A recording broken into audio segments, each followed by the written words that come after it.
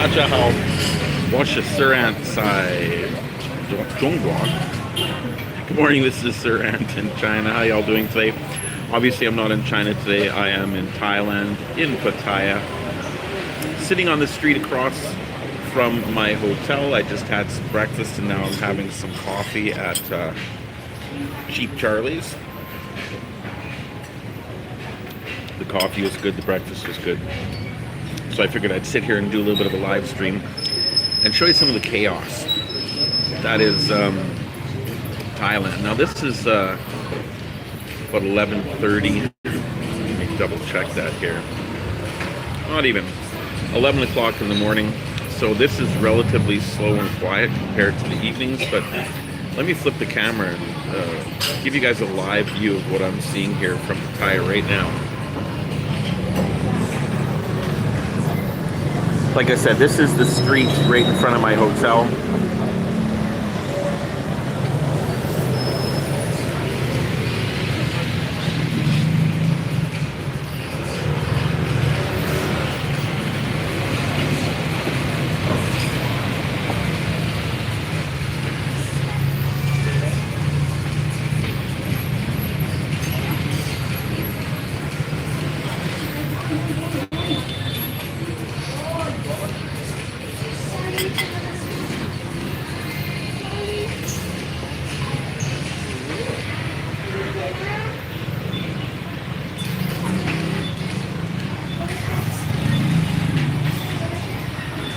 My hotel across the street over there.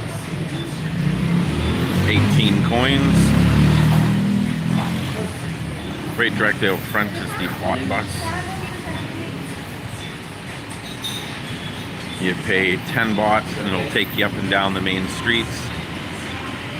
10 baht's about 2 renminbi or 50 cents Canadian, 40 cents Canadian.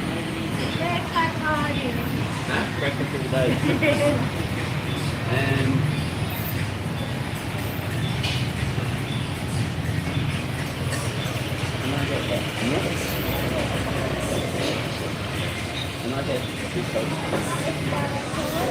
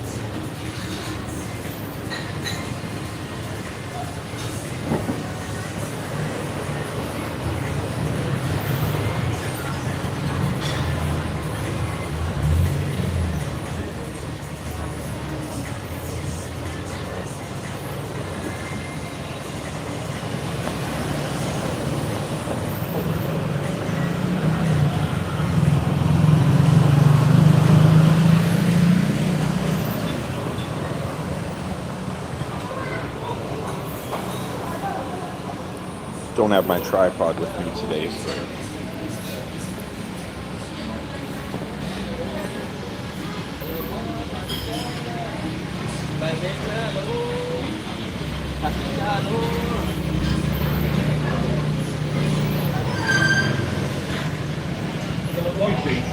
just had a gentleman stop by out front trying to sell sunglasses and vapes. Vapes are technically illegal in Thailand, whether they're cannabis or nicotine or just plain vapor. For whatever reason, cigarettes are not, but vapes are illegal. Maybe they know something we don't.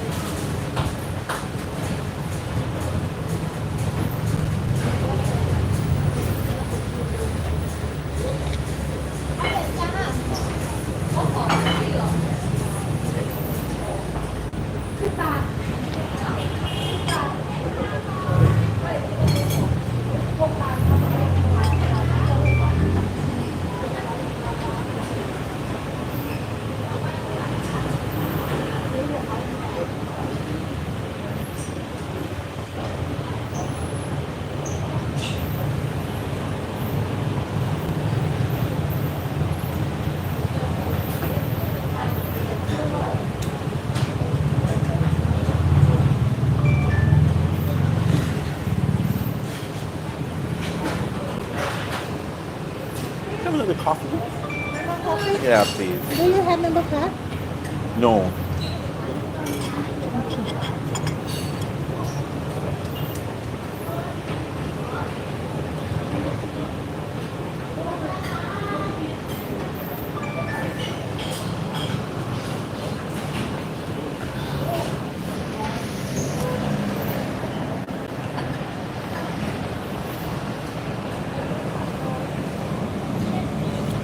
Decided to have another cup of coffee before heading out into the wilds.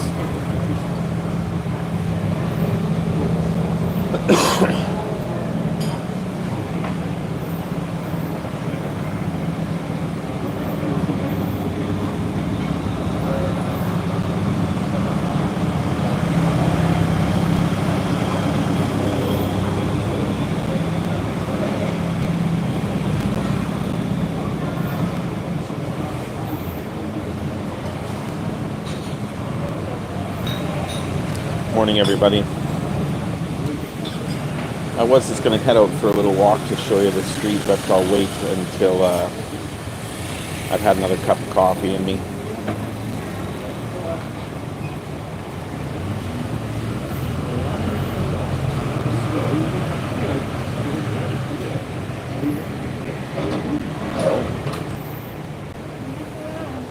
Thank you.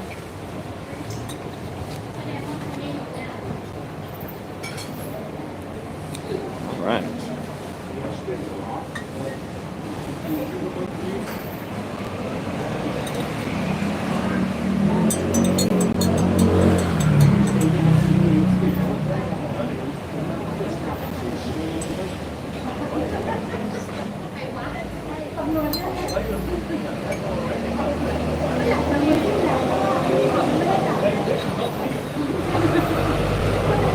Charlie's.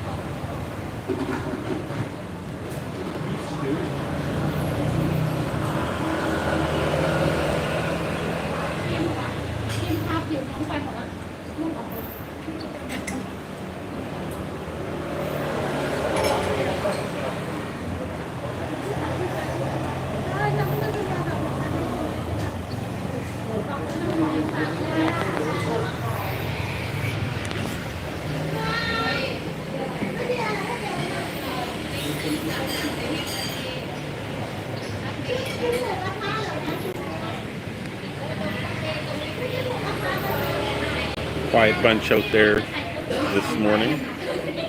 I suppose it's maybe late at night wherever you are.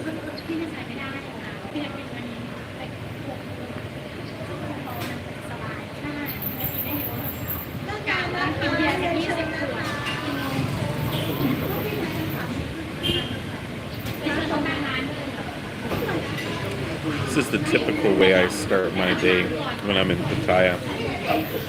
Chilling out, having a coffee somewhere, relaxing.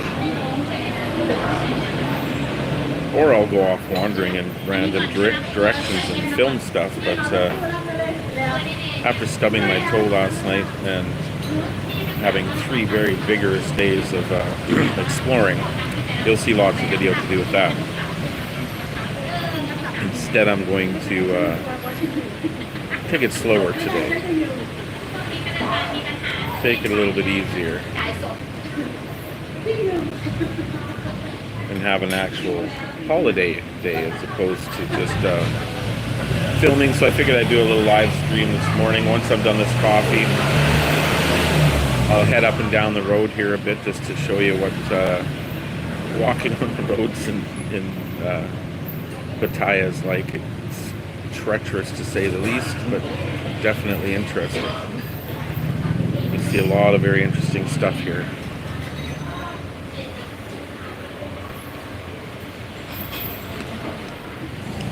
Good hot coffee. Restaurant behind me.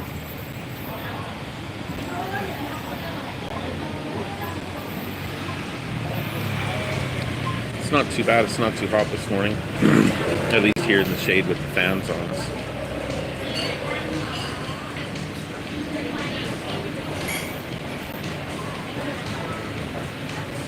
It is very interesting to sit here and look out at the street and see all the craziness going by. I used to enjoy doing this a lot back in Canada as well, where I would people watch from various locations in Vancouver. I mean, I suppose I do that in China too, to a degree, but this is definitely a lot more interesting.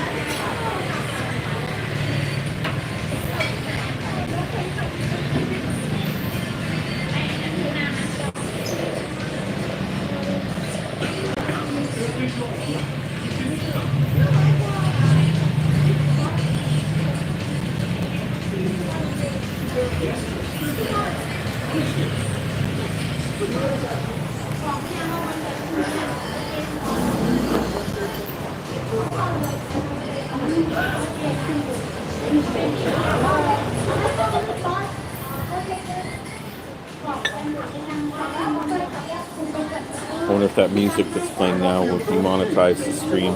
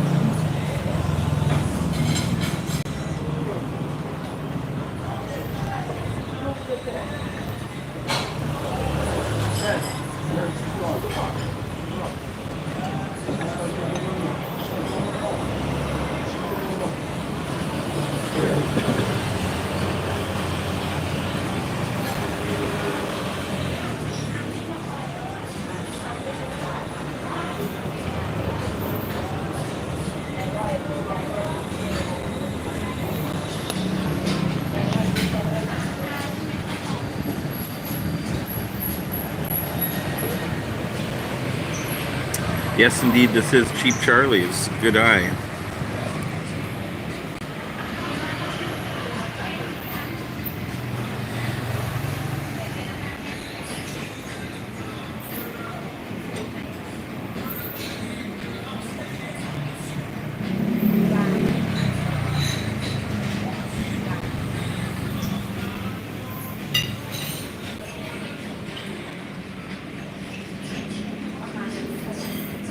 Yes, this is Cheap Charlie's, and the way healthcare works in China with your spouse is technically, yes, I am counted on her insurance. So when I go to see doctors, dentists, things like that, I can use her social insurance.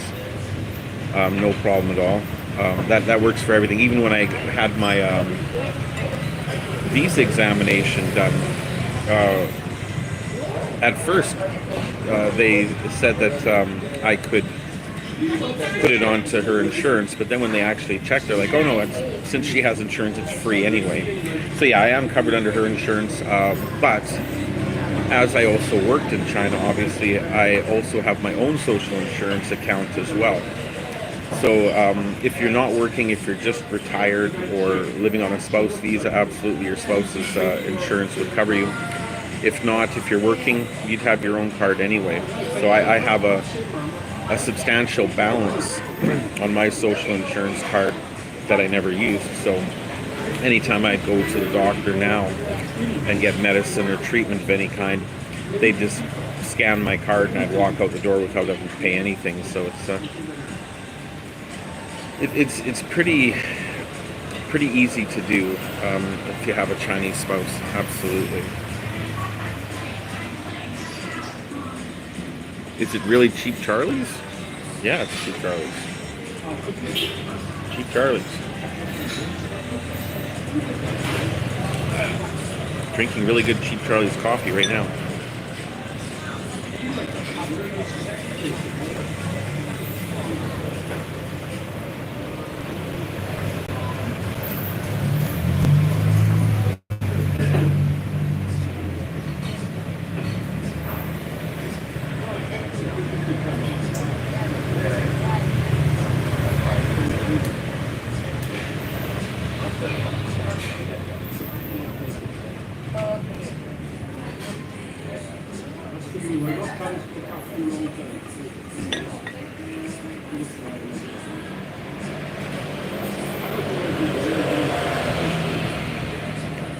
It's exactly what I did today, Oscar. I decided to come out. I don't typically eat breakfast, but I decided today to come out and have a breakfast at Cheap Charlie's, as it is directly across the street from my hotel. And I felt like just sitting and having coffee this morning. For the major part of this week, I've been just hiking and hoofing it around Pattaya, getting a lot of video content, putting a lot of miles on the sandals, let me tell you. So today I figured I would have a slow morning and rest a bit.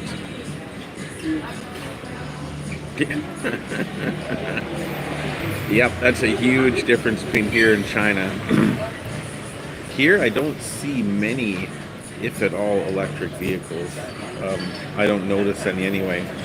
It's all gas motorcycles and scooters running around here. I've seen a couple electric ones, but very, very few. Speaking of which, the one electric one that I've seen just zipped past me once again. Kind of an electric dirt bike from the looks of it.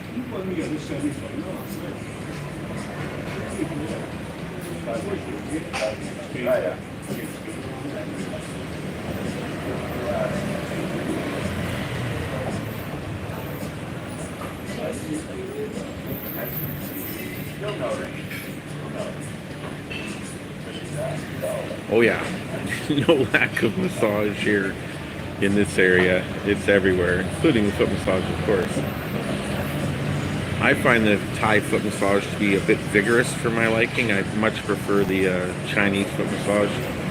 But I won't be going for any foot massage today, simply because my buddy last night decided that he wanted to take a shortcut, thanks to Google Maps, down a very narrow and dark back alley that I was firmly against, not because of safety concerns overly, but more because it was such a narrow street with traffic coming both ways, with no people in it whatsoever, no lighting, that I knew it would be treacherous. And I followed him a few steps in there saying, no, let's just go on the main street where there's lighting. And at that time, of course, found the 2-inch high separation in the concrete with my big toe, which is not fun.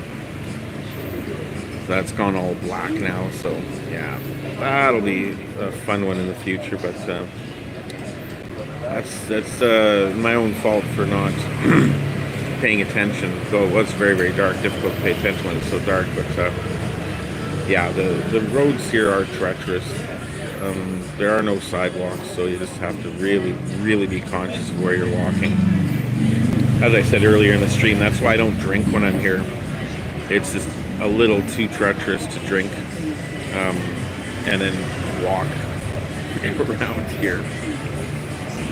For those that haven't been here, I'll show you once I'm done my coffee what I mean.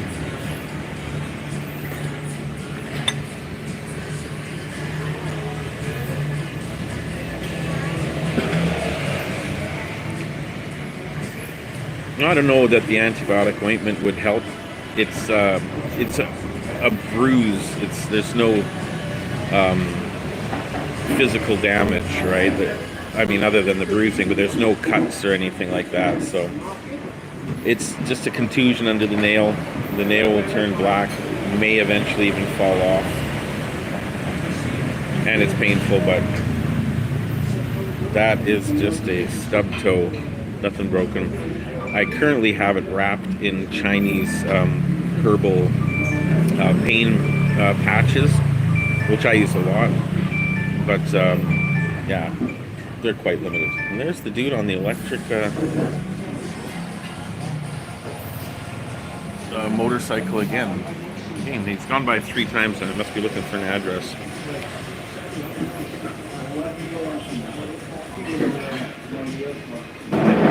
Oh yeah, it hurts when I walk a little bit. It feels swollen. Last night was much worse. But, you know, like I said, there's not a lot you can do about it. It's not quite as bad as I've done it before. There have been times before when I've done it and the entire top of my foot went black and bruised, even though it was just a contusion, just a bruise on the toe.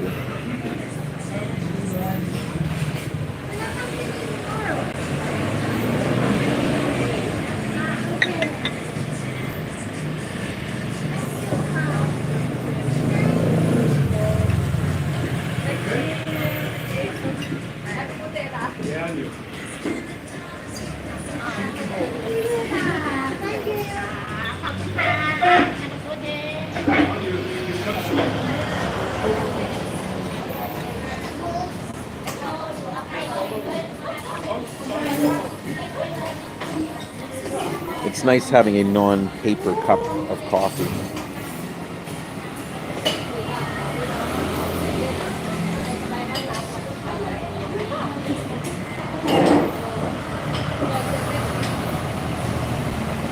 No, it's still two-way. Very much two-way street still, as you can see.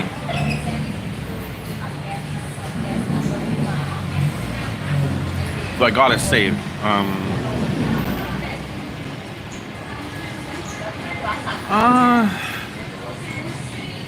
about the same, I'd say. Honestly, I think for the same level of hotel that I have now, I could have gotten it for much cheaper in China. So yeah, it's still, even though it's the low season, it's still more expensive than China for sure, 100%. My hotel, for example, across the street there, 18 Points, is very old. It's, a lot of people would consider it to be very, very run down. The windows don't close properly. The air conditioning is ancient, but it works. It works just fine. And the room, you see the chips and the paint and the tiles on the floor. It's very, very weathered, very, very old. But that said, it's also very, very clean. I have no problems with the room itself. For me, it's comfortable. The bed is comfortable. And I'm paying for this one probably about 120 renminbi a night. Yeah, that makes both sense. About 120 renminbi a night, which is 54 Canadian dollars, 45 American dollars. So it's cheap. It's a lot cheaper than back home in Canada. But in China, when I was in Shanwei, I stayed in a very similar area like this, one of these very, very crowded tourist areas, in a very quite old and run-down hotel, though the facilities in the hotel were much, much better than here. And I paid 60 renminbi per night, so $12 Canadian, $9 American, for a room that was comparable but actually substantially better. So for 120 renminbi a night in Shenzhen, I can get a very nice room. In other parts of the country, I can get an amazing room. The second room I stayed at when I was in Heyuan, if you watch any of those videos, was beautiful. It was huge with the giant projector screen, the big shower, 3 free meals a day, laundry service, etc., etc. And for that I paid 100 renminbi per night. And it was a 5-star hotel in comparison to the room I'm staying at in Pattaya. But like I said, the room I'm in here is not terrible. It's old, it's run down, but it's clean and it's comfortable. So that's all that I really need.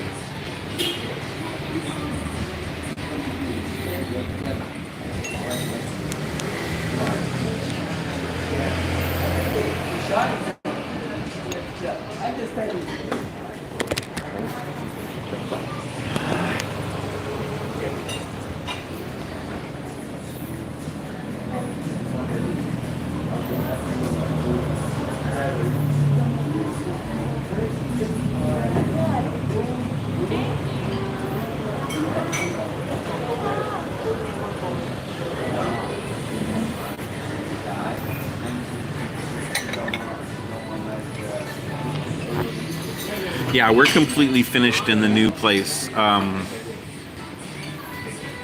just trying to think if there's any final little things we need done. I don't think so. We are completely finished, completely moved in. All is good in the new place.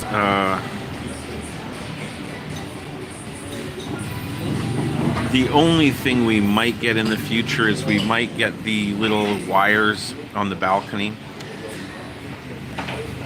which are primarily designed to keep laundry from blowing off in big windstorms because all the laundry is dried outside. However, we would be getting it because of the cats. Keep the cat from getting brave about jumping off the balcony.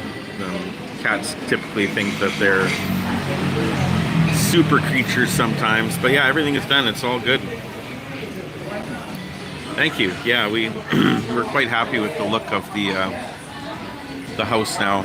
Now it's time to relax and take it easy a bit, which is why I'm here in Pattaya as well. Primarily because I'm here to meet my friend who lives in England, so I don't get to see him very often.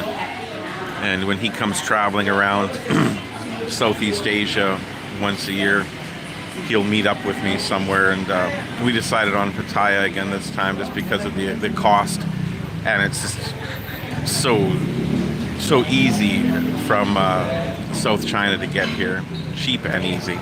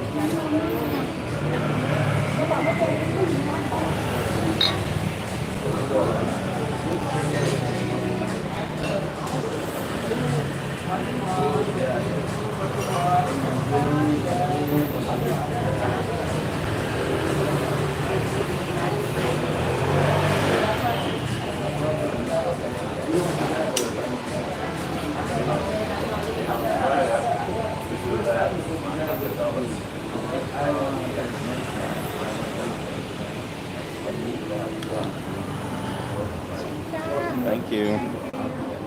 Thank you.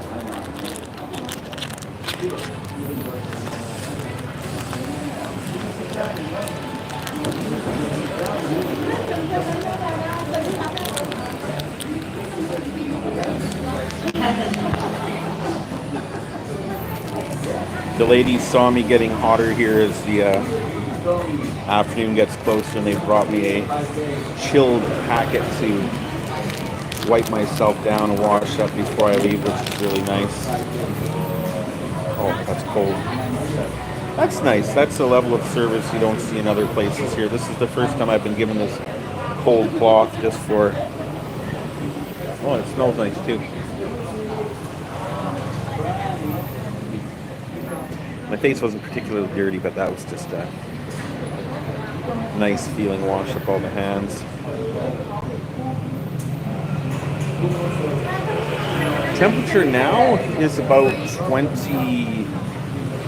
29 to 32, I guess, in the daytime, sort of thing.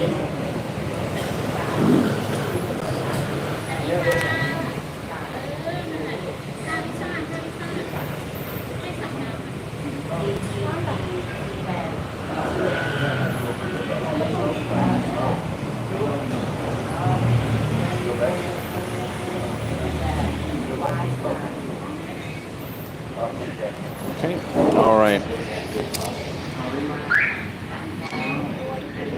Pardon me, everyone.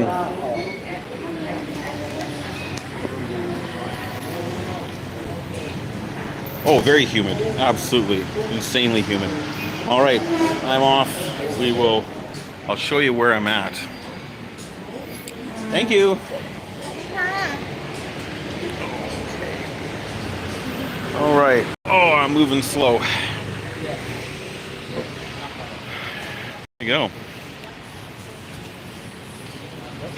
Yes, this is not only the slow season, but it's one of the slower seasons that Pattaya's had in many, many years. Now let me just get across the street here.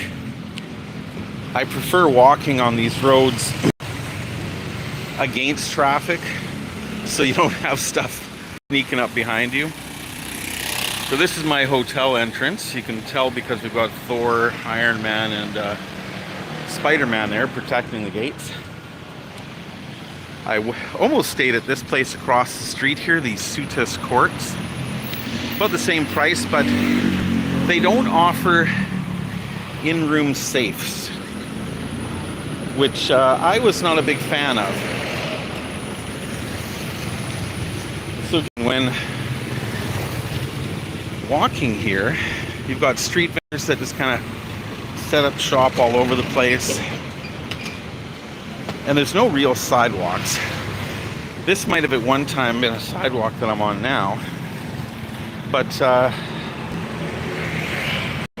the little shops have just continued out onto them. It gets really tricky is cars like this that you don't really know where they're going. But when they block the lane completely, you've got to like literally walk into the middle of the street to get around. Oh, hello. Goodbye monetization. And so across the street here we've got all these little street vendors selling all manner of little things.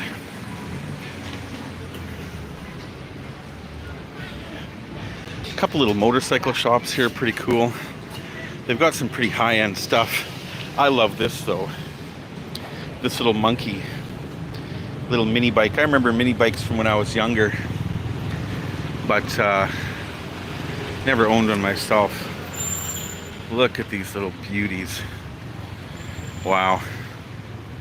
Wonder if they're still operational. You can get all sorts of motorcycles here, from scooters and little delivery vehicles to full-on racing bikes.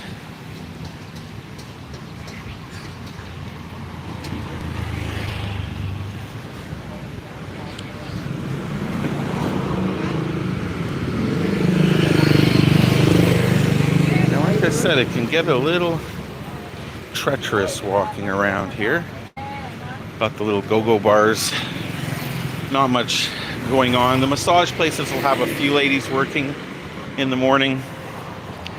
The go-go bars will be empty though. You could go inside and get food, I guess. But yeah, at nighttime it's a completely different story. Now, typically when I walk past the groups of massage girls with the camera in my hand, they won't say anything to you. They'll just let you go on, preferring that you don't film them. But if you're not carrying a camera, they'll all start saying, hello, hello, hello, come in, come in. This is a brand new club that just opened up on Monday when I first got here. Playgirls, they have different events. Tuesday is Twerk Tuesday. Every Wednesday is One Night Stand.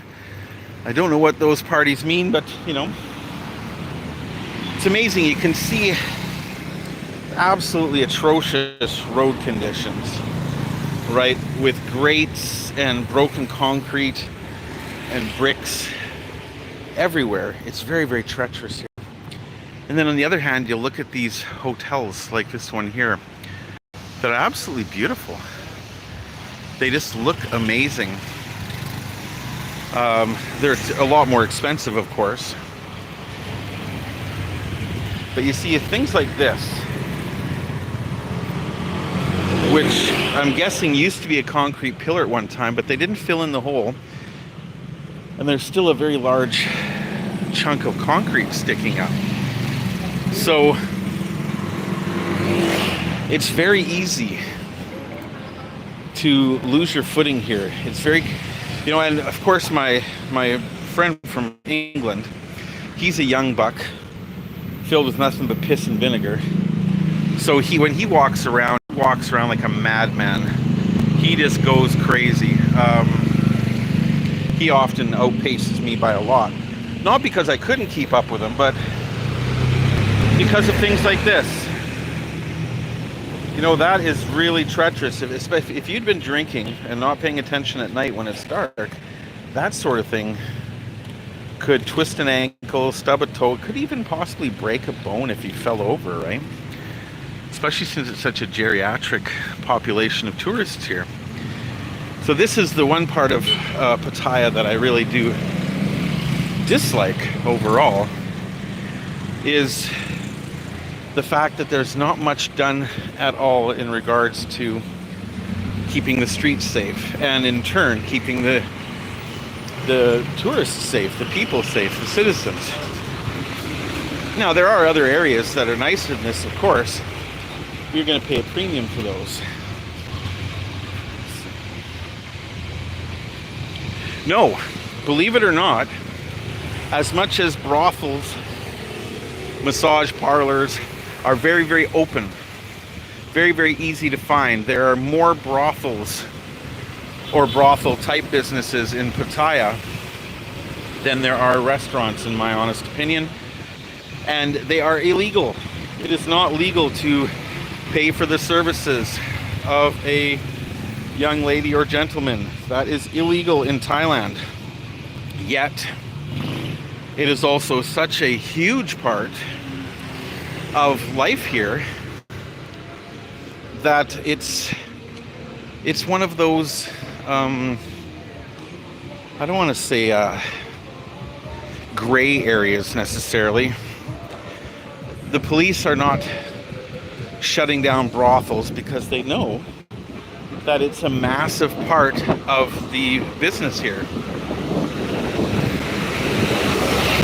So as you can see, it gets chaotic here. I have absolutely nowhere to walk, and that motorcycle there literally just brushed against my arm because he couldn't wait behind that big truck.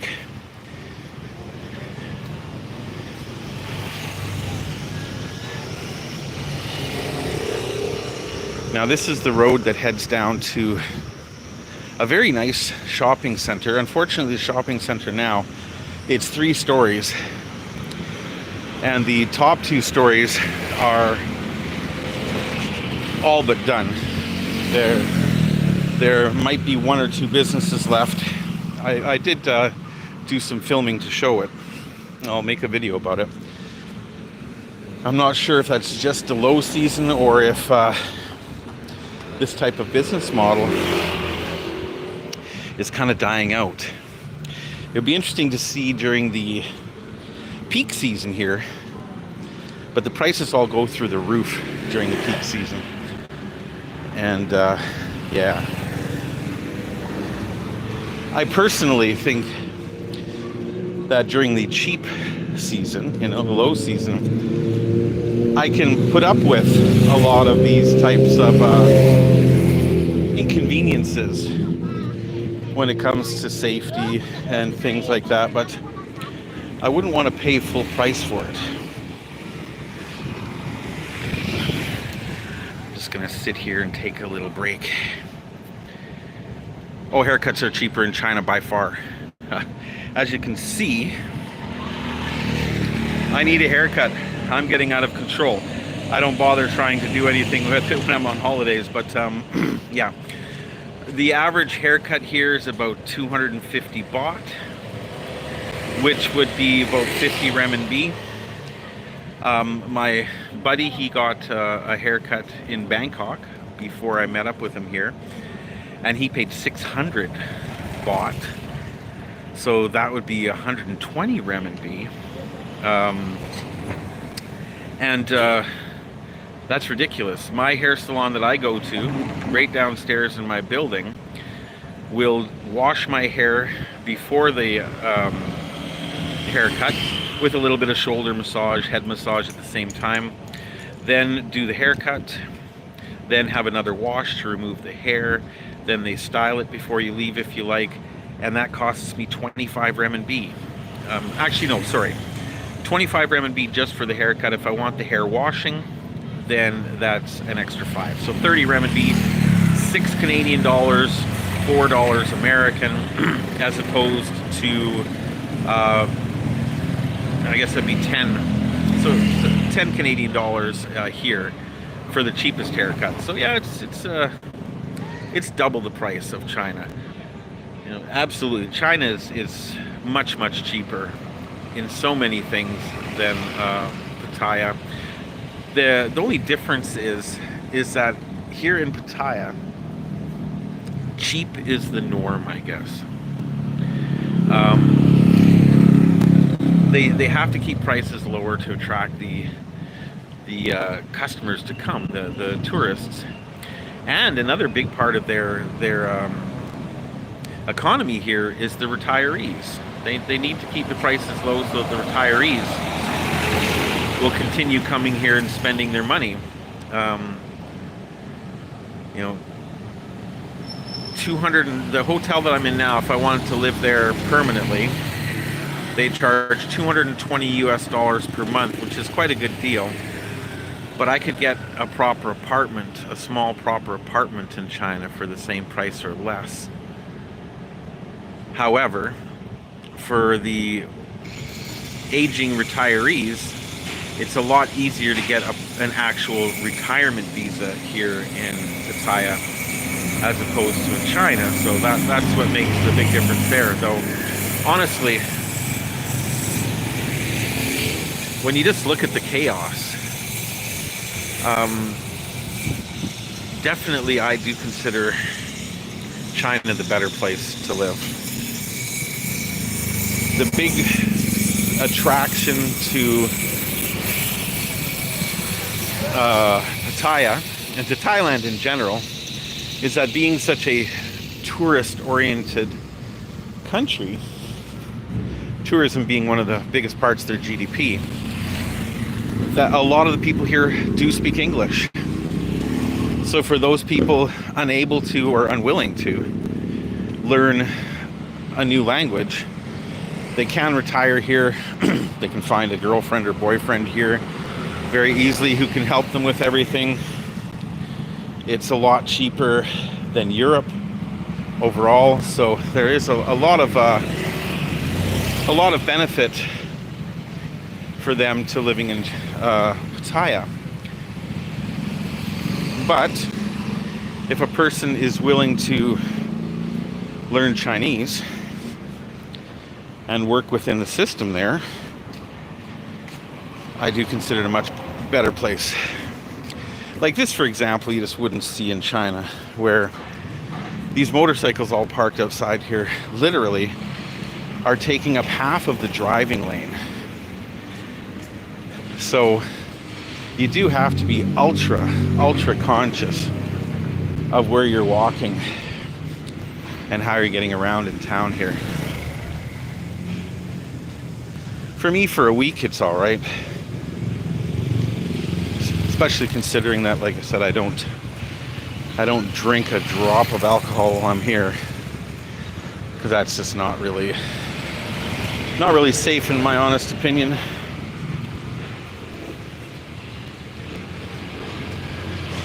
I think I'm going to head over here.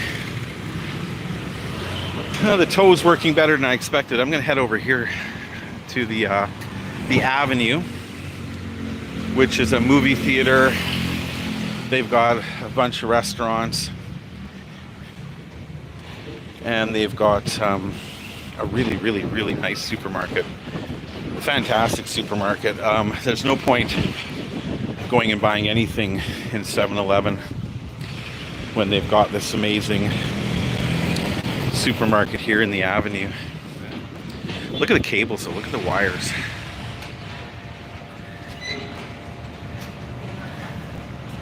Oh yeah, absolutely. I don't really want beachfront myself. I prefer to be more in the type of neighborhood I'm in now that's more matured and has a little bit of everything a person might need. But yeah, the prices here are a bit higher than China, but a lot better than Europe. It's amazing the people in Pattaya, not the locals, but the people that come here seem to be changing. In the past, it was a lot of European tourists and a very geriatric group of primarily men who come here to retire. But now the Indian population is growing massively here in Pattaya. And I've heard that not just from YouTube videos and news sources, but from actual local people here in the shops. I've just been saying that it's becoming a very, very popular Indian tourist destination. And as such, you're getting a lot more Indian businesses opening up here too, to cater specifically to that clientele, which is kind of interesting. So yeah, here is the avenue. So outside here we've got different little shops. If we come in here, this place looks amazing. Got curries, Indian food, Thai food, juices, all manner of very, very interesting foods. There's some Lebanese food I had yesterday in here. And this, if you want to save money, this is the place to come. All right, let me see here. Typically, if you go to an Indian or Thai restaurant on the street, you're going to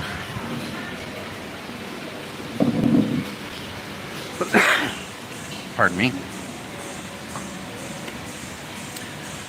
On the street, you're typically going to pay 150 to 300 baht. Pardon me while I disassemble myself here.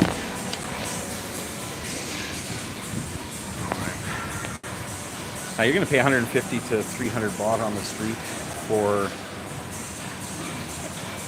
a good curry, whether Thai or Indian. However, in here, pardon me, in here you're going to pay 50 to 100 for the same curry. And I think that's because it's the cafeteria style, as opposed to its own type of restaurant, a separate restaurant entity. The rent is probably cheaper. Yes, some do require a preloaded card. That's not such a big deal, really. You might lose a few renminbi or a few baht in the long run if you don't use it. But yeah, I'm not sure with this one whether you buy that preloaded food card or not. I do notice that since cashless payment is getting so common here, that this particular food court you can pay cashless or with cash. I paid cash at the Lebanese place. It was no problem. Didn't need to buy a food card. And no, you're not paying for air conditioning in this one because there isn't.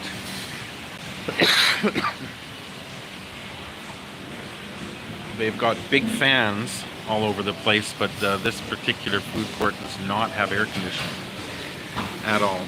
So they looks like they have the air conditioning system in here, but it's not turned on. It is hot, which would explain the cheaper prices, I suppose. If you're willing to sit and heat. Myself, what I would do is I would find the curry I wanted, order it, and have it done takeaway, so that I could just bring it back to my hotel room and eat it there in the air conditioning. But yeah, this is the Avenue Mall. Oh, nothing easier. Anybody can open a bank account in China. All you need is your passport. I've never had a problem opening a bank account. I've got 4 at least in China. It's much more difficult to open a bank account in Hong Kong. I wanted to open up a Hong Kong bank account, but yeah, it used to be in the past it was no problem. Anybody could open up a Hong Kong bank account. You'd pay a monthly service fee for that bank account, but anybody could open one up. Nowadays, I went last year, and I wanted to open up an account there, and they wanted 1 million Hong Kong dollars deposit just to open the account. And I thought, you got to be freaking kidding me. I said, no, that's the minimum. So I checked with a few different banks, and I think there was one bank I'd never heard of that required less of a deposit, but still quite a bit. Which I didn't have 1 million Hong Kong dollars just to open up a bank account. But yeah, it's ridiculous as hell to consider that. And on top of that, the process of opening a bank account in Hong Kong would have been booking an appointment online with typically a 1-month waiting period, at which point you would come in and have an interview with one of the agents there, and then you could open a bank account. But I wasn't willing to wait a month to open up a bank account, even if I did have 1 million Hong Kong dollars put into it. The process in China is simply walking into the bank, saying, hi, I want to open up a bank account. They would sit you down with an attendant who likely would speak English. A lot of the banks now do hire English-speaking staff. And yeah, it's the entire process in China takes 20 minutes. It's nothing. And they're very good about it. Yeah, that's another reason. Like I said, my buddy comes here a lot because he really likes Thailand, and he is planning on retiring here in the future. He's from England, though. That's very common. It just, in the same way, people in Canada, it's very common for them to go retire in Mexico or Cuba. It's the same thing here, that a lot of Europeans who want to save money and have the better climate, especially from England, will come here to retire. So yeah, that's nothing new. That's pretty normal. But yeah, the regulations on opening bank accounts here have changed. It used to be quite easy to do, and then on top of that, the regulations for getting retirement visa have changed a lot. I've heard that it's getting much more difficult for the senior citizens here in Thailand to get those retirement visas, and they do.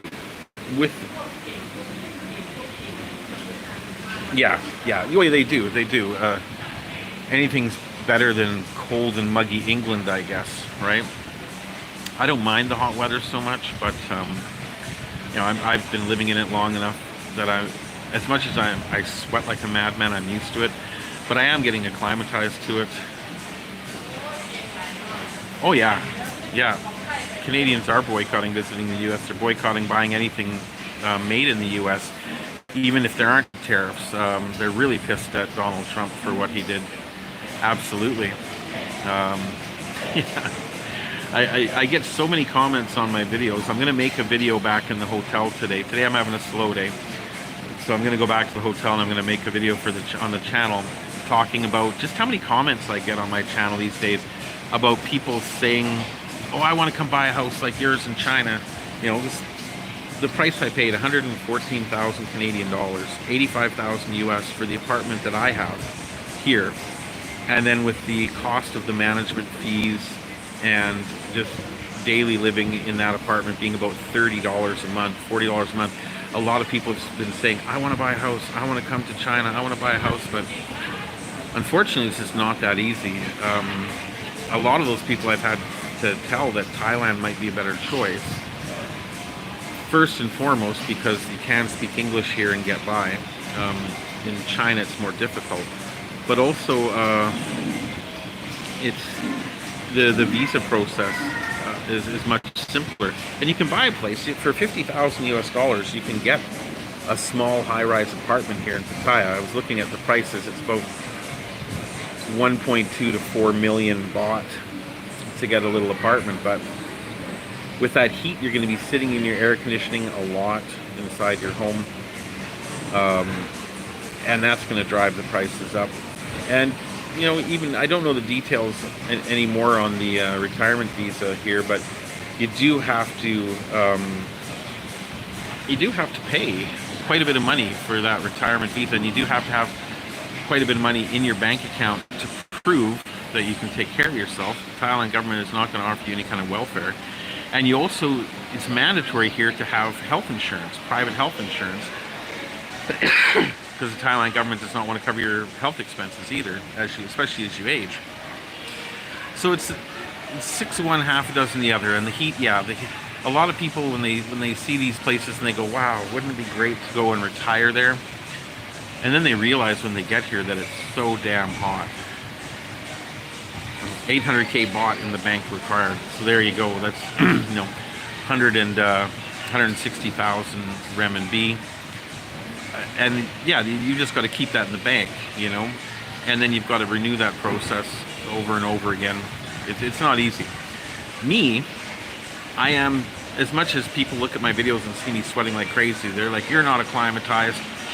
Really, I am, compared to what I was before. For the first 5 years in China, I would have been dying sitting in this place, because even though there's a fan nearby, it's, like I said, not air conditioned. The doors are all open. I can feel the heat moving around in here. I'd still be pouring sweat. Whereas now, just sitting down in here outside of the sun with a fan near me, I've stopped sweating completely. I feel quite comfortable again. I could eat my dinner here, and realistically, I might start eating more meals here, because it is incredibly cheap. I mean, 50 baht, 10 renminbi, 2 Canadian dollars to have a big plate of curry or noodles or something along those lines. But yeah, last night we went also in this complex to a place called Robin Hood Tavern, and it was beautiful. The interior was very, very nicely designed. The wait staff was incredibly professional, very, very friendly, very, very good at their jobs. I felt very taken care of in there. The menu was expansive. The food was absolutely delicious. I had a British curry pie with curry sauce. Oh, it was to die for. However, it was also about 500 baht without the drink, and I had a fruit smoothie. So we're looking at about 600 baht for dinner, which is literally 10 times what I would pay for dinner here in the same building, just on the main floor as opposed to upstairs at the pub.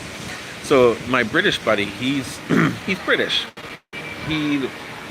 When we go out for lunch or dinner, or when we sit down anywhere, he's got to have a couple beers.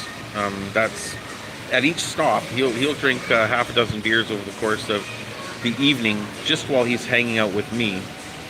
That's just absolutely normal for him. I'll have water typically, or maybe if I'm feeling adventurous, a Coke Zero. But yeah, he goes a little. Well, he doesn't go crazy. That's normal for him. But so when we go out and have a $500 meal in one of those fancy restaurants, then he'll also spend a couple hundred on each beer as well, or 150 on each beer. So his bill will usually come up to 1,000. Mine will come up to 500. Whereas in a place like this, you can get beers for probably 50 or 60, and you can get your meals for 50 or 60. So he'd be spending 200 here. I'd be spending 50 or 60. But I'm not a big drinker. Yeah, electricity is a lot more expensive in Thailand, absolutely. In mainland China, my last job there that I was working last year, they sold new energy products, specifically battery side, batteries for home and business that would charge while the grid prices were low, and then would produce electricity when the grid prices were high, in order to save people money. But we don't sell those, or that company doesn't sell those products in China. And I asked my coworkers, I said, that seems really strange. China's such a huge market, why wouldn't they sell to them? And they say, because electricity is so cheap in China anyway, you don't need that service. And that's really true. During the daytime in my home in China, I don't run air conditioning. We will typically have the windows open and I'll have a fan on.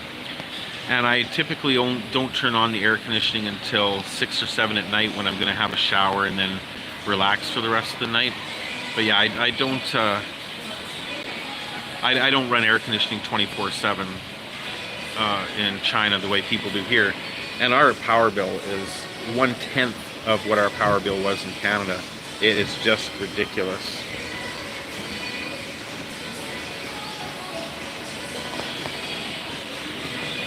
It's a lot easier now to find larger sizes in China than it used to be.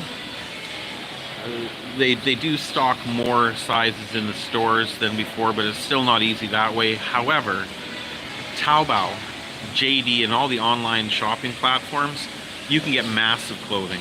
You can get absolutely huge clothing in China, up to 8XL, and it's necessary. China is, whether it likes it or not, in the midst of an obesity crisis. They are absolutely getting fatter and fatter day by day. You've all seen me in my videos. I'm a big guy, okay? I'm not the biggest guy in the neighborhood anymore, by far, in China. There are women and children bigger than me. And it's because the economy has done so well. People have more readily available spending cash than ever before, and they have more access to processed fast foods and just the worst parts of Western culture than ever before. So absolutely, China's getting fatter and fatter, so there will definitely be a necessity of having larger clothes. But yeah, all the clothes I'm wearing now, everything I bought in China very, very easily and very, very cheaply. A pair of $100 blue jeans in Canada will cost me $5, maybe $10 in China, tops. Pardon me, I do cough a little bit more here, simply because of the exhaust and dust in the air, things like that.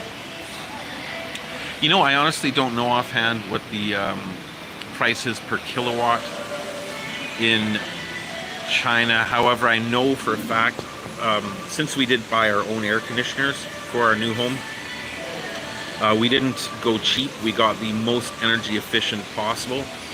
Now, this is another funny aspect of my British buddy and most of my foreign friends. When they turn on their air conditioning in China and Thailand, they set it to 16 degrees Celsius and they leave it running 24 hours a day. My British buddy does that now. Even when he's out for the day and the evening, he leaves his air conditioning running 24/7, which I'm sure the owner of the Airbnb is going to notice and may have a problem with. But at home, when it's really hot, when I've just come inside from exercising and I'm boiling hot, I will turn the air conditioning on at 24. And then once I've cooled down, I will set it to eco mode, which I believe the wife was telling me is about, I could be wrong, I think it's either 3 renminbi per kilowatt, or that could be, I think she told me that it costs us 3 renminbi for the entire day if we run the air conditioning on eco mode. Because yeah, it'll only use a few kilowatts throughout the entire day, 24-hour period, with these new very, very high energy efficient air conditioners. So that's really good. So yeah, our cost of electricity is nothing in China. In Canada, we had to be careful when we lived in Ontario with the air conditioning, because the cost of living was so high. If we ran the air conditioning all the time, it was incredibly expensive on our power bill. We were spending hundreds of dollars a month on our electricity bill alone on hydro. Whereas here, I think if we have a really, really bad month, bad meaning that we're using a ton of electricity, it might be $50, maybe, and that's if we're using, that would have been in one of the older places we lived that had the existing air conditioners that were the lowest environmental factor that you could get. So yeah, let me show you a bit here. This place is quite huge. Got a lot of different restaurants in the back here. Lots of Thai, lots of Indian. Got Lebanese down on the other side. Got some smoothies and drinks like that. I think I'm gonna get myself a cold drink here eventually. And yeah, you're right, Oscar. A lot of the problem with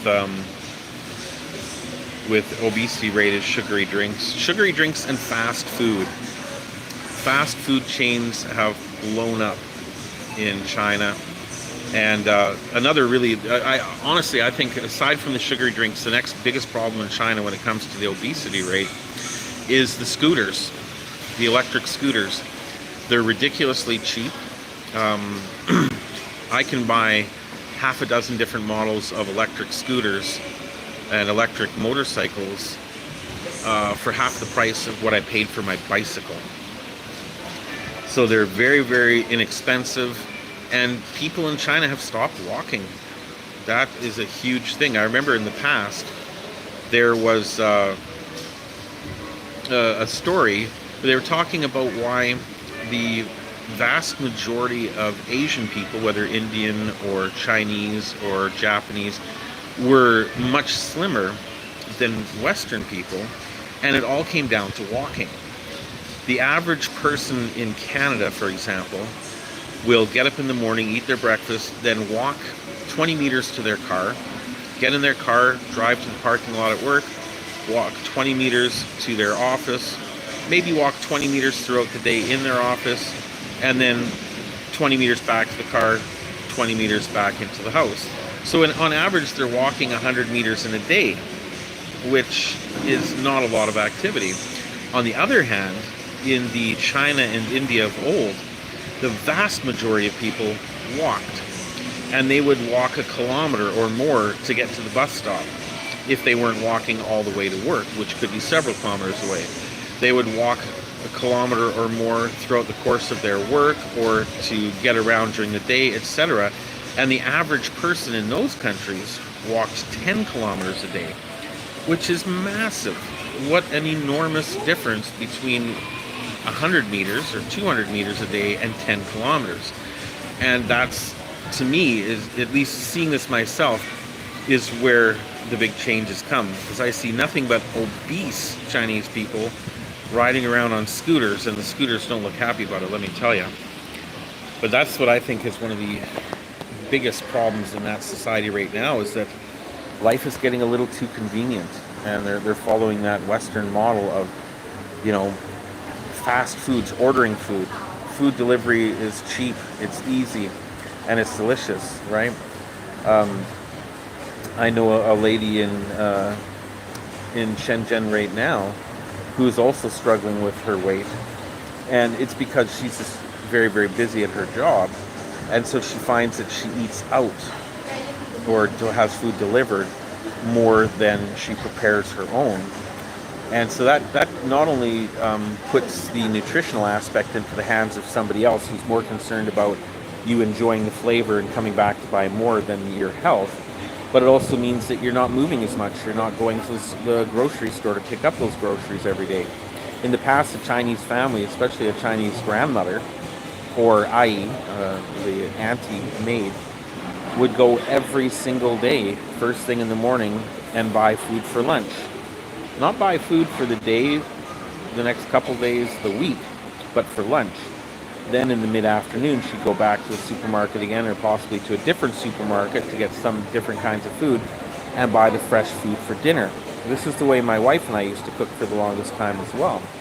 However, now, even if you're not ordering takeaway food or delivery food, with all the web apps, you can order all your groceries either delivered every day, every week in large amounts, but it's free delivery, it's convenient delivery, so there's no longer any need for people to go shopping on a daily basis.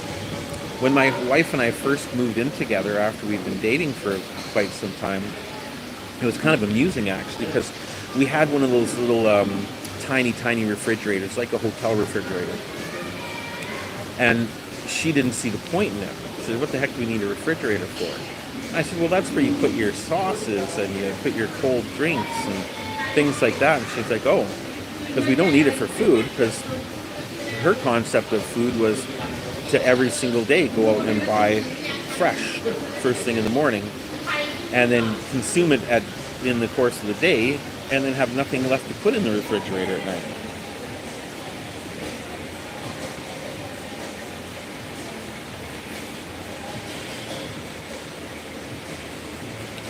Hey, John. You know what? You're absolutely right. I could be, and a lot of people have questioned in the past why I'm not doing that. The honest truth is, if I had a dollar for every person I met here or in China that was going to buy low, sell high, and make a fortune, I wouldn't need to work ever again. I wouldn't have needed to work back then. It's it's not as simple as a lot of people might think it is. The people who have the most success in that industry, in that field, are people who studied that, who actually went to school and studied economics, studied marketing, studied how that business works. It's not as easy as just buying the products and selling them, of course, as you likely know. But I was a computer nerd. I know nothing of marketing, of international trading, of shipping, logistics. I would need to hire an entire staff on the China side just to help me with that. And the other thing that I lack, which is very important, is sales connections on the other side. It's one thing to have a product to sell. It's another thing to have a market to sell it to. The most successful people that I've ever known here doing that business either had substantial marketing and sales experience in the past, or they had solid connections for people that needed specialized products back home. I'll give you a really interesting example. I knew a guy that lived in the most expensive apartment complex in Shenzhen in my neighborhood. It was called Huangpu Yayuan. And he had a penthouse there. It was gorgeous. He was filthy rich. And I asked him how he did it. And he said, well, he started selling dog collars. Okay. Dog collars. That doesn't seem like the kind of product that would make you filthy rich. But the reason he was selling dog collars is his father in California happened to be the chief of police and had direct connections to the other chiefs of police in different cities and places in California. And they were having an issue finding tactical collars and gear for their police dogs. So, due to his father's influence, this gent was able to source those products and then sell them directly through his father's connections to the California police force. And it went so well that he ended up selling those products to many other states as well. So he became fantastically rich by selling dog collars. Another very successful and wealthy individual I met in Shenzhen University here sold forks and knives, spoons, cutlery. And again, it's one of those markets that if I just started selling cutlery online, it wouldn't work. But this gentleman from Brazil, well, his family had a chain of, what would you call it, little household item shops across Brazil. And so he could start selling directly to them. And he found a factory to make forks, knives, and spoons, simple ones, but he had a market waiting for him. And then from there, it grew massively, and he became very, very successful, which was why he was at Shenzhen University with me, learning Chinese so that he could live on this end and run the business from here while shipping back to Brazil. But I simply don't have those connections. I've been in China for so long, I don't have any connections with anybody back home to do that business with. I'd have to actually go back and try to run that type of business on both ends. And to be honest, even from my teaching career and my wife's YouTube and stock market career, we can retire now at 55. It's not necessary for me to go look for my next fortune. Sure, it'd be nice to be fantastically wealthy, but it's at this point in my life, I have enough that I don't need it, and that's good. I'm still open to other opportunities, don't get me wrong, but importing and exporting, there are a lot of other people, yes, you're right, doing it, and there's a lot of competition.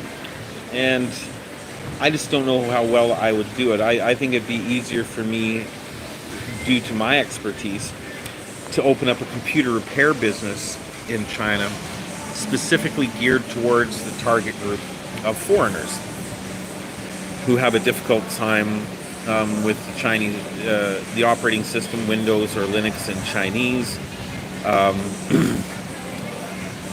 not being able to communicate with the technicians and the people in China. I did that actually for 10 years. I did run my own little business here, specifically targeting foreign clients. Now, that meant I wasn't as busy as if I were a Chinese company, but again, it was extra money while I was teaching. It was very low key. It was something that I enjoyed doing, so I've considered doing that again, but unfortunately there's not as many online resources to spread that kind of information like there was in the past. In the past, there was a brilliant website called Shenzhen Party, specifically for foreigners, where I could find work. I could post my resume. I got a lot of really interesting gig work from that website. I could post my advertisements for foreigners to do their computer services for them. But that website has gone belly up, unfortunately. But I'm always open. I've still got other opportunities on the back burner. There is a factory in construction right now making tea tree oil that will be opened up in 2027. And I am already listed as the general manager of the international department, officially with the government. And technically in 2027, that will be my job. I will go take over the international department and the sales team, the procurement teams, etc., and help them to be able to optimize their business potentials for overseas markets. However, I never take anything for granted. It's not like I'm waiting for that job. If the factory construction does go through completely, if everything is a go and the big boss calls me and says, hop on a train, you're moving to Jian, I'm going to go to Jian. I'm going to do that job. It would be probably the most lucrative job of my entire life. However, like I said, I'm not banking on it. I've seen so many opportunities in China come and go that, I never bank on something coming through until it actually does. So there's always opportunity out there. Even my last job that I had, I didn't go looking for it. It actually literally came looking for me, and I tried to talk my way out of doing it, and the owner just kept upping the price, upping the ante, until I really just had no choice. Honestly, the job was to chat with Chinese staff for 4 to 6 hours a day, casually, to help them improve their communication, specifically with British engineers. Very, very technical English, very, very difficult for them, and they just needed someone so that when they'd have a meeting and they'd get a list of demands from overseas customers, that I could work with them and help them in Chinese to explain exactly what they needed. But of course, the company started losing money. It was poorly managed. The owner of the company was a dick. He was so rude to his Chinese staff. A lot of the key engineers started leaving, so he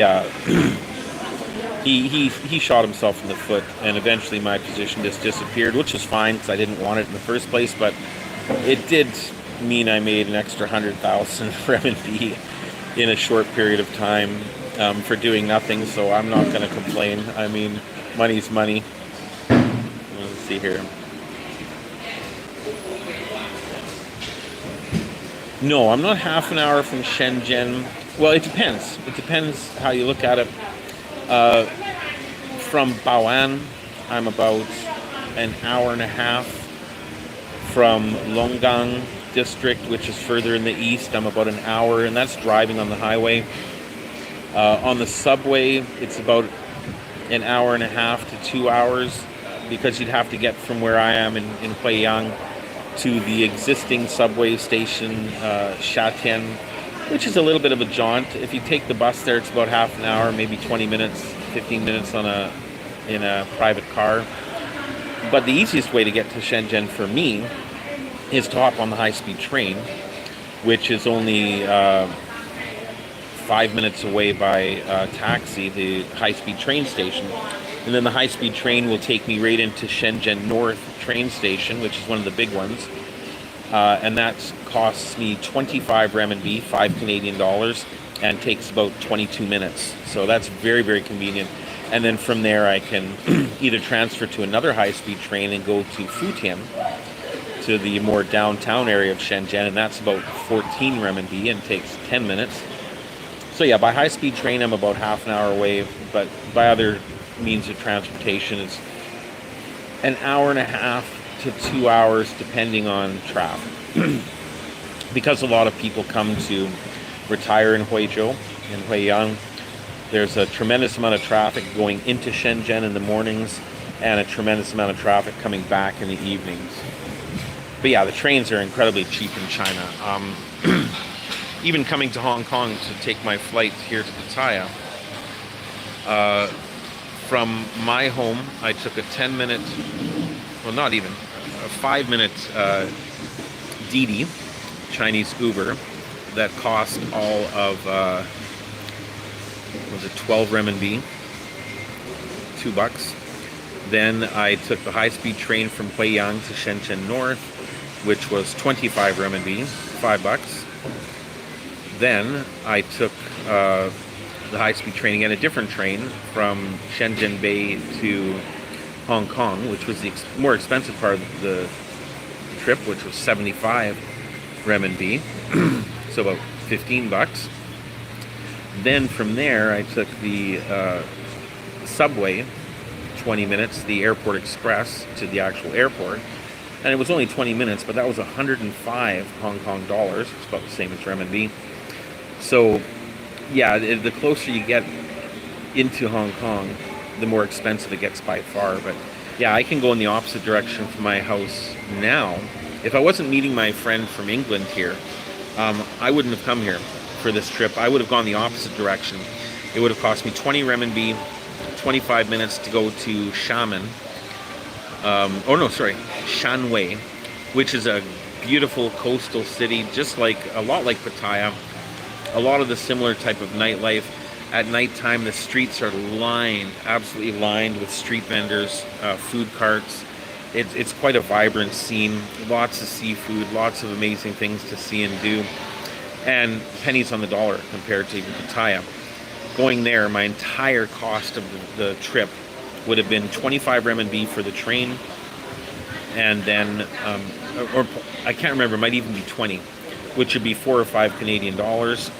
And then once I got there, the little hotel I stayed at last time I quite liked. It is 60 renminbi per night, so 12 Canadian dollars, 9 American dollars, and that puts you right in the heart, similar to like where I am now. That puts you right in the heart of Shanwei, in that little party district. And then to get from the train station to that hotel in the middle of that party district is 2 renminbi. And the bus stops right at the train station and goes right to the hotel. 2 renminbi, which would be 40 cents. Yeah, so for under $20, I could have gone overnight to stay in Shanwei, including transportation, everything. Amazing. Amazing. But, you know, like I said, this is my last trip to Pattaya. At my age, I have no real interest in coming back here. I don't plan on retiring here. I don't plan on. I've been here twice now. The same as Phuket. I went to Phuket. Actually, I went to Phuket 3 times. I don't really have any interest in going back there. If I do come back to Thailand again, it will be to Chiang Mai or some other different place to see. But quite honestly, I'm not a big fan of flights. The flight here was terrible. The flight was fast. It was on time. There was no complaints there, but the seating on these economy flights now, these inexpensive flights, are just awful. I felt like a sardine for 3 hours. So yeah, this will be the last trip here. And again, this is primarily to see my buddy. I suspect that once he's finished what he needs to do in England, that he will come back to China as well. I flew Hong Kong Express Airlines, and it was the cheapest one. It was about $200 Canadian return from Hong Kong to Pattaya, but it is a discount airline. The airline is actually owned by Cathay Pacific, which is a decent airline in my opinion. But Hong Kong Express is terrible. The seat itself is cheap, but there are some big time rules. For that price, there's no carry-on baggage, no checked baggage.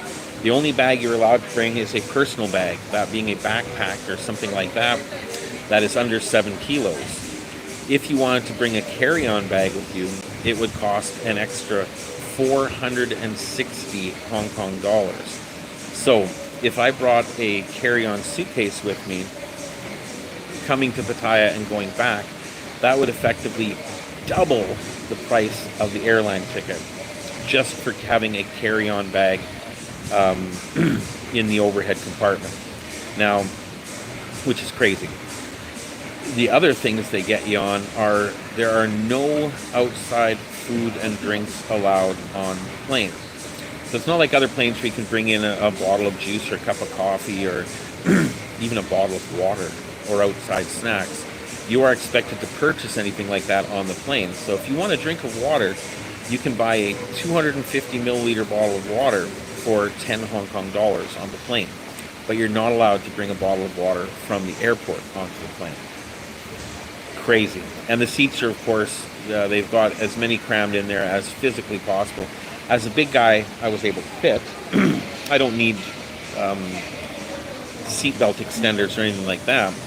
But as you're also not able to pick your seats, I had a window seat as opposed to an aisle seat, which I prefer, which meant that I was crammed in the corner with another big guy sitting next to me. So yeah, and with my backpack fully squished and squeezed underneath the seat in front of me, there was absolutely no space for my legs. So it was a tough 3 hours, but only 3 hours it was livable. Whereas on the high-speed trains, even if I'm sitting in a middle seat, there's lots of room. If people in front of me put their seat backs down, there's still lots of room. If the person in front of me on the flight had put their seat back down, I would have been smelling their hair the entire flight. It's really that bad. But on the high-speed trains, it's great. And I mean, if I'm taking a high-speed train on a short distance, I'll just go second class. But if I'm going to go a longer distance, I'll pay the extra few hundred renminbi and get a first class ticket. And then it's much nicer. Then there's only 2 seats on either side of the train as opposed to 3 on one and 2 on the other. A lot more leg room, a lot more personal room. It's really quite enjoyable. And the nice thing about China is that most people travel during the official Chinese holidays. And being the Tui Shou retired guy that I am, I travel during the non-holiday times. There's less people, the prices are lower, and it's just a lot more comfortable. Wow, there you go.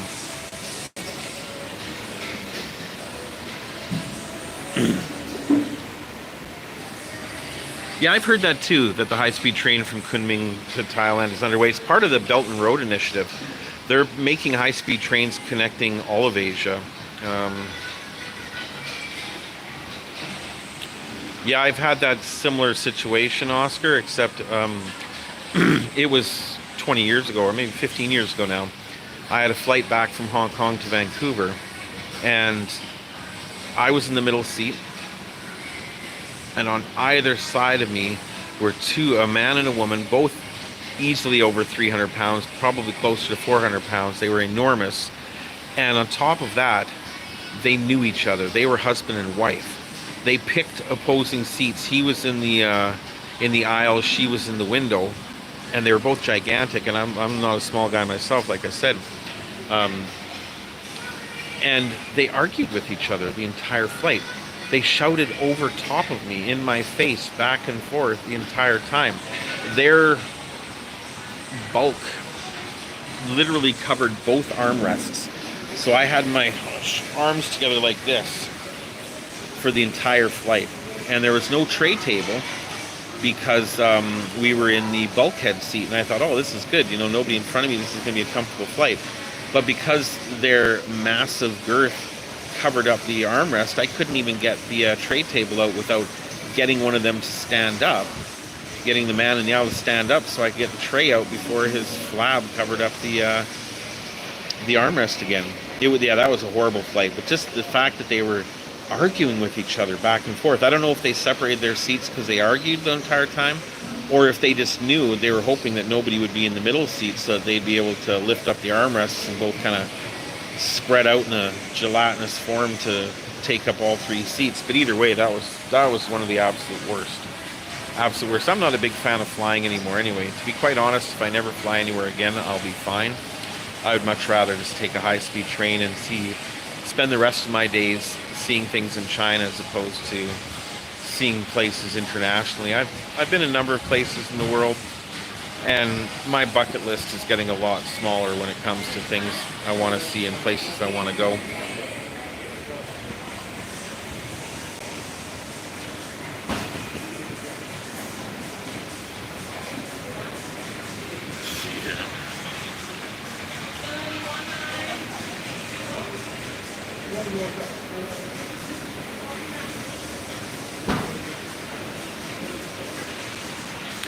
I don't really want to, but I will.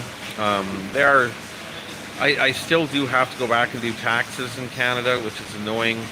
And it's one of those things where, as a non-resident now, I'm officially a non-resident, I shouldn't need to file taxes per se, but I do, because if I don't, then they will cancel my social insurance number, which could have very dramatic effects on my future, meaning that I wouldn't get a pension.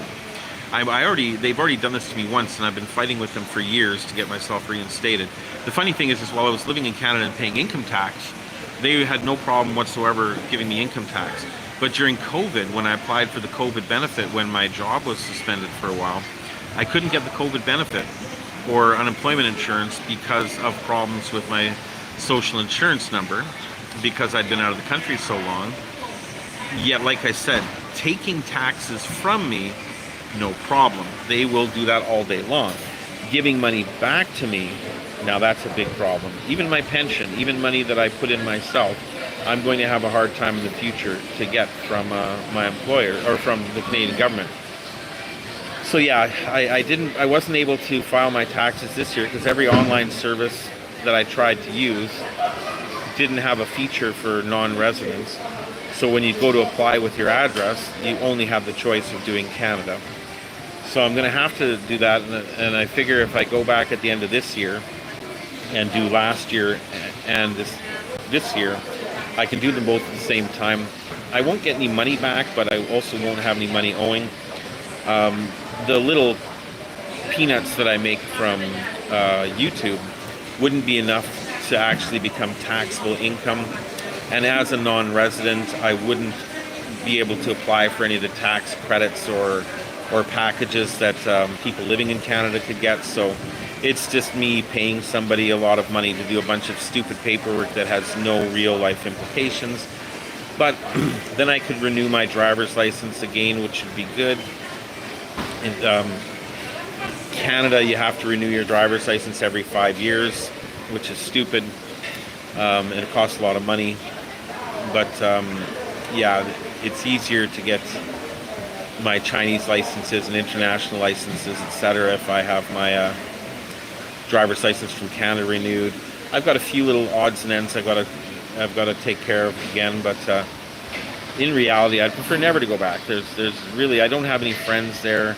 I do have a limited amount of family there, but they're very distant now after I've been gone so long. So yeah, there's no real reason. I would much prefer to stay in China and not fly anywhere. Honest to God, flying just is not the excitement or the comfort zone for me anymore at all.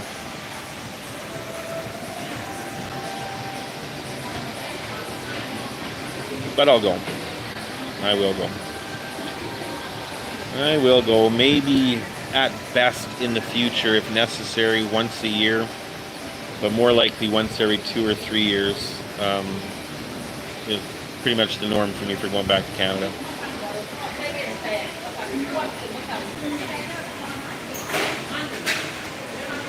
Well, I've been sitting in here long enough.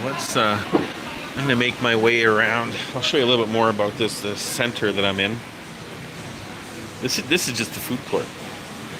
And then I'm gonna come back and get some food to take back to the room with me for later. I'm out and about now, just getting my room cleaned. If you don't put the little placard out on the door saying make up the room, they won't. They'll just leave it alone, which is normal. I prefer that, actually. I don't need new bed sheets and towels every day, especially when I'm traveling by myself. I love these little places. I'd love to take something like this home, put it on the balcony, but there'd be no feasible way.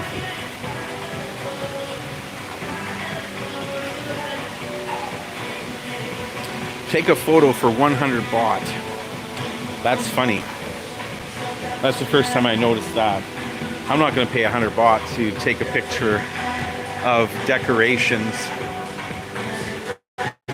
behind a plastic sheet. Okay, so this is going to be definitely a non-monetized video. So hey, if any of you want to buy me a cup of coffee, by all means, there are links down below. Because, yeah, with this music that I've never heard of before, guaranteed it'll be copyrighted on YouTube. So by having that music playing for a minute in my video will mean that no matter how long my video is, every single penny that it could have made from advertising will go to whoever holds the copyright of this song. It's really a shitty system, to be honest. Very, very unfair to YouTube creators. We put in the work, we make the content, and then because somebody's playing music over a speaker near us, we lose all of our income from that. It's ridiculous. I'm not going to bother even trying to monetize this video because it won't work. But I want to see if it's enough to have really stop that. So this is the number 2 road, which is kind of the bigger one-way street. I did a long walking video on this yesterday in the morning, 10 kilometers, and I'm going to do it again before I leave. Oh, let me flip the camera. You're not even seeing it. It's number 2 road. It is one way, which makes it a lot more sane. And this street does have sidewalks in most places, but to cross the street is still treacherous, and a lot of the sidewalks are taken up with shit, so you still end up walking on the street a lot. If I had $1 for every weed store in Pattaya, it'd pay for at least another month holiday here. But yeah, I took a walk last night down in this direction, or sorry, yesterday morning, and filmed the entire street life going up and the lack of people and vehicles. It's getting busy again now. It's mid-afternoon, but I'm going to do another video either tonight, maybe not tonight. Tonight I might take a break, showing the nightlife and the difference between the streets in the day and the night. It should be quite interesting. And yeah, there's the Robin Hood Tavern Steakhouse up top there. The food was good. The food was great. Very expensive though. Very expensive. Like I said, for my meal last night, I paid 600 baht, so that would be 120 renminbi, which would be about 24 Canadian dollars. Not excessive, but not cheap. Not as cheap as you can eat here. So yeah, tonight when I go walking down the street, I will walk down to the other end, and then I will take the Baht bus back.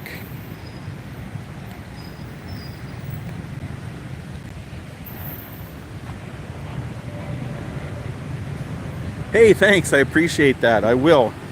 I love doner kebabs. They're awesome. But yeah, hey, if anybody wants to buy me a cup of coffee, I've got PayPal, I've got WeChat. This video is not going to make any money, like I said, due to the music, but I appreciate you. I appreciate it. Thanks a bunch. So much fruit, fresh fruit and delicious things.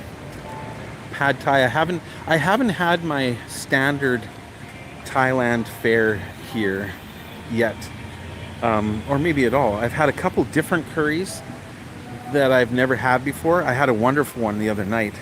It was a masaman, and it was very much similar to the Thai green curry, but it was not a Thai green curry. It was a different flavor altogether, and it was amazing. I really, truly enjoyed that. I would have that again in a heartbeat. And all these places are pretty much closed. That whole area I just walked through will be filled with vendors and little trucks selling anything you could possibly want. Shavers and oh, hey, sex toys. That's kind of interesting, actually, because again, as much as brothels are illegal, but they're available everywhere, sex toys are also technically illegal to sell in Thailand. So you'd never see a proper shop with them. But there's a street vendor over there selling all manner of different things that people might use for that type of entertainment. Now I'm going to make my way over here before I end the stream. And there is a supermarket here that is absolutely to die for. One of the nicest supermarkets I've ever been in. Not only do they have fantastic air conditioning, but an incredible range of local and imported products in this fantastic supermarket. So I'm going to go in there and get a couple bits. I'm feeling craving for a bit of fruit, actually, as opposed to just curries and other foods like that. So I'm going to go in there and get me some fruit, maybe something to drink, and then start making my way back. Oh, look at this guy here. How you doing, buddy? Selling some DVDs of traditional Thai music. I love these things.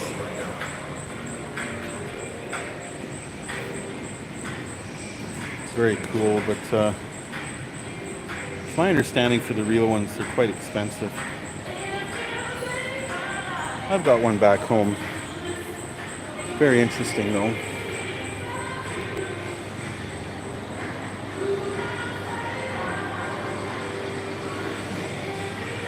Whenever there's no prices on them, it means that it's too much. This is a kickboxing gym and fitness center. Quite an interesting place. I've seen a number of people in there working out, but it is a slow season, so they don't do a lot of business. But yeah, this is Villa Market here. I would show you what it's like inside, but they do have signs saying no recording, so no cameras. And they do have security in there, so I will take that to heart and not actually film inside. I like to be respectful in that way. When there's signs up saying don't film, I like to respect that. I've not been to Fujian province yet, but I plan to in the future, of course. Absolutely. There's a lot of China that I haven't been to before.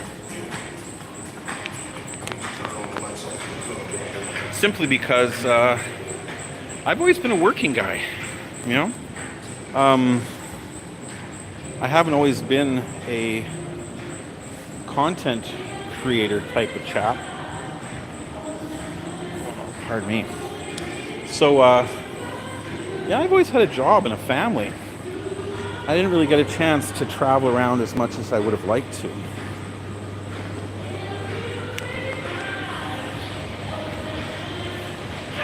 But I am retired now, and it is very inexpensive to get around. I'd sit in another coffee shop, but I'm pretty much coffeeed out at this point.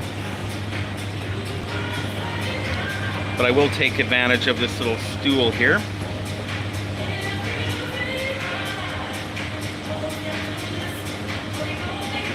Oh, okay, another Lebanese restaurant opening up here. That's a good sign. A lot of these places, this particular place has a second and third story. But there's not a lot going on. I know there's a strip club upstairs, but that's about it. Down here on the main floor, there's quite a few empty venues. But, you know, there's more street vendors than anything else. I guess it's tough these days to... this year in Thailand is worse than before because they have a strong Thai baht right now compared to other currencies. And so less people are coming here because it's less advantageous. But yeah, it's also slow season, which is a great time why I come here as well. Most people would prefer to come in the winter time because the temperatures are better, obviously. And you know, around Christmas and things like that, especially for Chinese people because that's Chinese New Year, right? So during the longest holiday of the year for them, it's also the best weather to come here, but they pay a premium for it. I still prefer dealing with the heat and the sweating and save a little money. And as I said before, when I'm walking around in areas where there's not much airflow, I start sweating like crazy. A lot, especially in a lot of these city streets and the boroughs around here. They can be incredibly hot just because there's no wind even moving, just exhaust from vehicles. And even the businesses lining the streets on either side don't have air conditioning inside. Whereas in China, those same businesses would all have air conditioning, not just inside, but blowing out into the street to encourage people to come in, which is an interesting phenomenon I've only ever really seen in China, where they've got great big huge, they leave their front doors open, but they've got a great big huge air conditioner right above the front door, blowing outwards, so that the heat is not coming in, and it's also giving customers walking past a little taste of what they can get inside, which makes them want to take a little bit of a break more frequently. So there you go. Well, it's been a couple hours. I think that's going to do it for me today for the live stream. I'm going to head back to the hotel room. I'm going to pick up some fruit, some nice fresh fruit, a couple cold drinks, and I'm hoping that they've cleaned my room already. I'm going to set up the tripod and make some other content, China-related content this time. I do need to keep my content up. It really affects the content dramatically when you take a break from YouTube for a while, and during that moving time, yeah, I lost a lot of viewers. I didn't make any money at all. It was sad, but it was necessary. So getting back in get back in the saddle, as they say. I'm going to continue doing live streams like this as well from within China. I do have my Hong Kong SIM card. Hey, Whitey, white guy. There we go. There he is, my buddy, Mr. Chung himself. Say hello to the live stream. Hey. I've been live streaming, wandering around for the past 2 hours. Yeah. All right, guys. Like I said, I'm going to sign off. This is my buddy from England right here, just randomly walking past. So I'm going to go wander around. Maybe I'll do something with him. And thanks, everybody. Appreciate the donations, the coffee. That's really cool. And yeah, think of some more questions. I'll probably do another live stream tomorrow. And I will be making more content. But otherwise, yeah. You guys all behave, and we'll see you in the next video. Bye, Jen. I'll see you all can out, man. I'm a bit worried.